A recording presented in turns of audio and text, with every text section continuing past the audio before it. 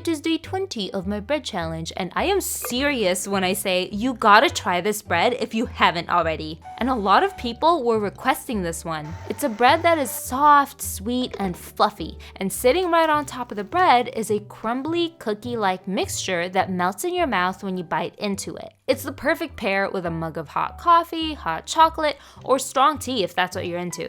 I'm making Mexican conchas. I love these. These have different names depending on where you're from. The first time I've actually made these was a sourdough version by Artisan Brian, and it was called semitas. But the first time I tried it was at a Mexican grocery store, and they did call it conchas there. This time around, I'm using a Cozy Kitchen's recipe since I didn't want to make this for 2 days. That's typically how long the sourdoughs I've made take. But hey, side note, if you want me to wake up my sourdough starter and see if it's still alive, let me know. So like I said, the first time I had these were at a Mexican grocery store with my sister and my uncle, and I will never forget it.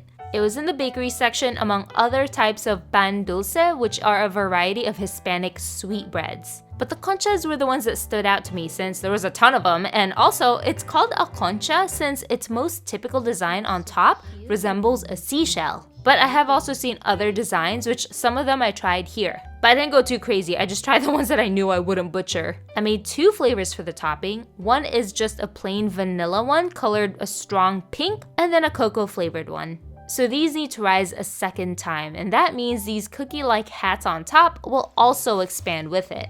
And I think that's why those seashell decorations are scored on top. Uh-oh, those are definitely gonna stick together. But of course, with some of the bread challenges I've been doing, something does go wrong.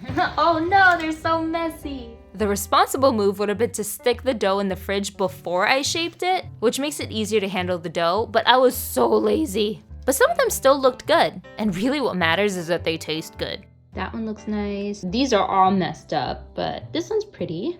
Every time I make this, I run through them pretty fast. But this is still way too much just for Doug and I to eat, so we gave most of them to our neighbors. That's so good. It's so nice and fluffy, and the crumbliness and the sugar from this just perfectly complements this. Oh, this has to be one of my favorite sweetbreads. Let's try this one with the cocoa powder.